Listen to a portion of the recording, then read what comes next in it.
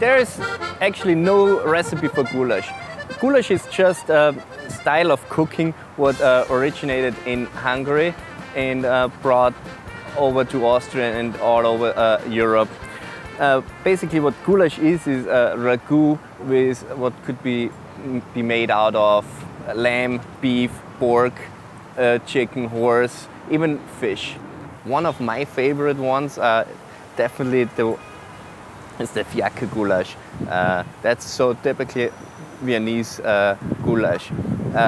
Not only the taste is good, I always think the presentation is awesome too, because you have a very colorful presentation. I like to serve it with Serviettenknödel, again what is a rolled bread dumpling, and then on top of the meat you have a Würstel, what is a Frankfurter, you cut in the sides, and then when you put in the oven the ends, they curl up really nice, great presentation, and then you finish up with a Spiegelei on top of it, what is basically a sunny side egg. The way how I ended up in New York is I did a few stations in Switzerland, where I worked in St. Moritz in a few five-star hotels. Then I moved to Germany, and from Germany I came to Washington, D.C. I worked in Les Pinas, where it was a four-star restaurant, and from there the executive chef brought me to New York. I fell in love with New York right away.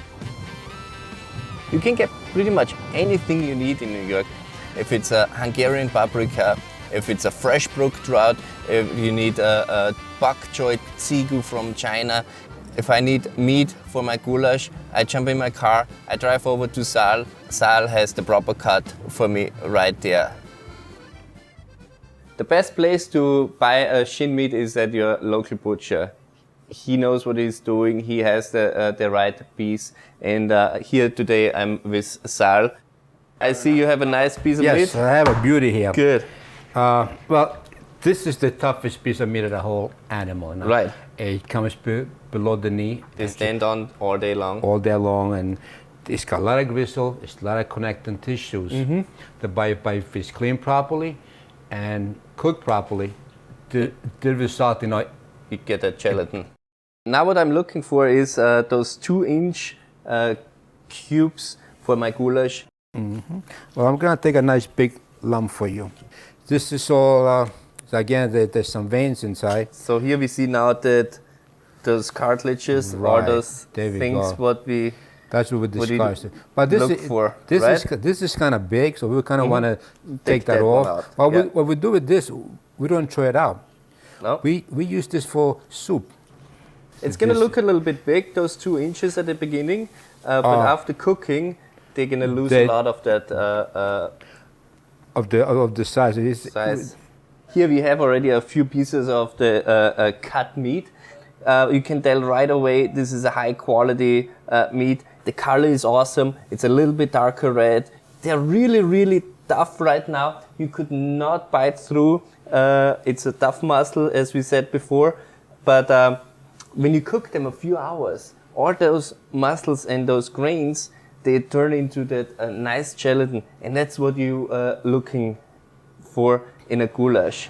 And you want to match that meat with onions. Don't worry about how you cut the onions. At the end, it's going to get pureed no matter what. It doesn't matter how you do it. It's just basically important is that the onions are kind of the same size. So when they cook evenly. Don't get a headache. How it looks. Also a little bit garlic with it. We have here 3 pieces, nice big. Don't worry about how they look either. If you have good knife skills, just smash it down. See it, I lost one. That's fine. Another one. That's perfectly fine. If you're not very skilled, you just chop it down as well. And you have the onions now with the garlic, similar amount, same amount what the beef is in volume, not in weight. Let's keep that straight. And then we're gonna start cooking here. A nice pot, nice hot pot with a little bit oil first, and we're gonna cook them down, and that takes a little while. You definitely don't wanna rush. At the beginning you will have the juice coming out from the water. It will start kind of a little bit boiling, but that will turn into roasting then right away. So we'll let that cook down now, and then we're gonna add in the ingredients. One main ingredient is the paprika. What I want to say a few words about it. Paprika is such an important thing in Europe, in the Viennese kitchen, in Hungarian kitchen. Paprika basically is a pepper, dried out and then finished into powder. And that's all it is. And there are different varieties. If you have just a bell pepper, you're gonna get the nice sweet paprika. And then if you want to have some spicy things, you use a chili or a different paprika. That's when you get some kick to it. And you want to use for goulash both a little bit. You want to have a good goulash should have a little kick to it. That's when you need a beer to drink with it. Now that we have the onions cooked down and they're nice brown caramelized, now it's the time to add the remaining ingredients. Paprika, you don't want to be cheap on paprika. The way how I learned making a goulash was we measured everything by hand with a hand for this, a hand for this and that. Definitely more paprika, the sweet one, and you don't want to go too much on the spicy one because the hot one it's quite spicy. You want to take it easy on that. Then we have the tomato paste, what goes in, and a very nice spice I love always for goulash is a mushroom, used in Austria quite a lot, and dried is perfectly fine. Nothing wrong with it, and it's also time to season a little bit with salt and some pepper.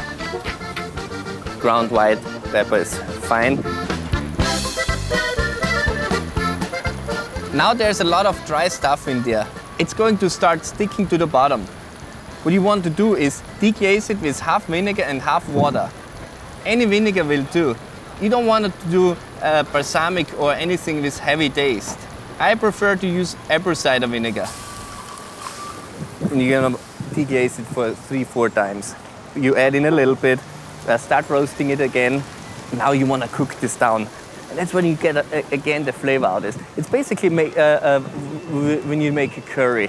You want to roast that curry to get that flavor out of it. Same with paprika.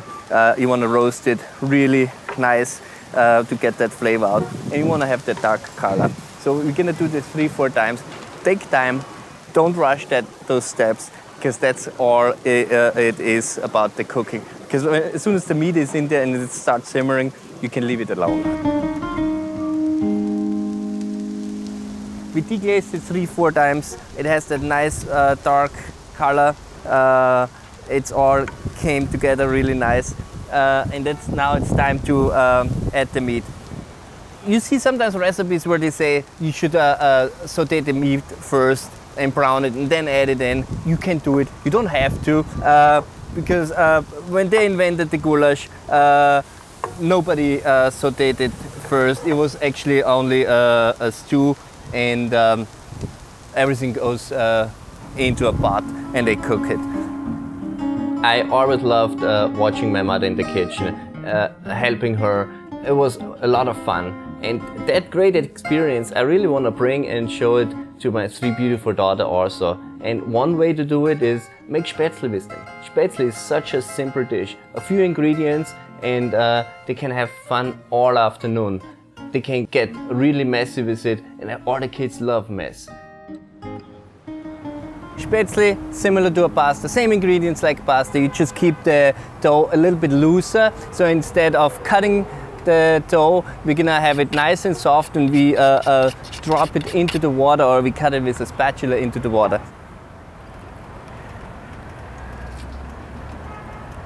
And it will go really, really nice with the goulash. Or as I said, semmelknödel, a bread dumpling, boiled potatoes. There are many things would go very well with the goulash. Now the goulash is simmering about 2.5 to almost 3 hours, and let's see how we're doing here. Definitely I can see the meat is cooked really nicely. It's not falling apart, that's what you don't want. You want to have it nice as one piece, but still tender. You have to take it out from the sauce, put in a nice bowl, so you are able to blend the sauce to get rid of all those chunky onions you have in there. What you want to get is that nice, smooth, silky sauce together. Pour it over the goulash, and you're gonna be fine. It's gonna look good. You're gonna put it away overnight in the refrigerator, and the sauce and the meat, everything comes together as one dish. And a reheated goulash, you can ask any Austrian, is always better than a fresh goulash. The thing what I was missing the most having in New York is a good beer with a head on it and poured slowly, where you can really enjoy it with your eyes and then also drinking. Here we have a nice selection of beer. The first one from Germany, we have the Gaffer from Cologne. It's a beautiful beer. It's a warm fermented beer, an old style beer, and less carbonation. It goes really, really good with the goulash. Then we have one from Austria, the Kübel beer here. It's an unfiltered lager, has definitely a little bit heavier bitter notes, really, really good, cuts it right through the meat of the goulash. Then we have a very famous one from Austria, from Salzburg. It's the Stiegl. It's a lager beer. Has a little bit less hops than the Hofstetten, so a little bit less bitter notes, but it goes really nice, has a nice full body. Then the competitor is the Gösser here, with the Gösser. Less hops than the Stiegl, less carbonated, easy drinking, perfect beer for spring and summer. Going into the heavier category, we have the Spaten. This one is the Optimator. It's a malt beer. We're going away from the bitter notes. You can almost pick up a little bit of the sweetness from the malt, and it's you have that nice buttery taste in your mouth. And the last one, we have a Erdinger here. The Erdinger is a wheat beer, a Weissbier, and you can see it in the color. It's always a little bit cloudy. It's from Munich, and actually all of them, they go very, very well with the goulash. And today I'm gonna pick the Gösser from my hometown.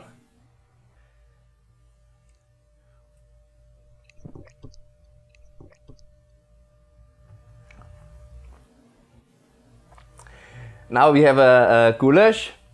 It was overnight in the refrigerator.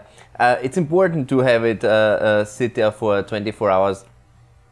Like all the other stews, to reheat the next day, the flavors come together much better.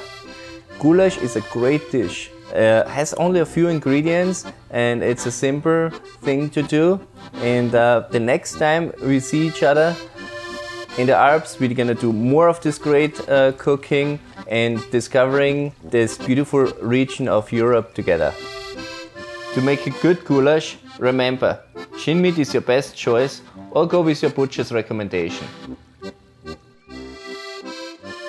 The meat and the onions should be the same volume. Select the right spices. Add more sweet paprika than spicy paprika. Deglaze several times with a vinegar-water mixture. I prefer apple cider vinegar. Simmer slowly for a few hours and enjoy a few beers in the meantime. Take out the meat and puree the sauce to a silky consistency. Chill the goulash overnight and let the flavors come together.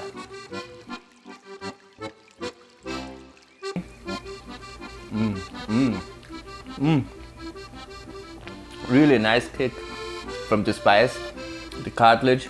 They really melt in your mouth. It's delicious.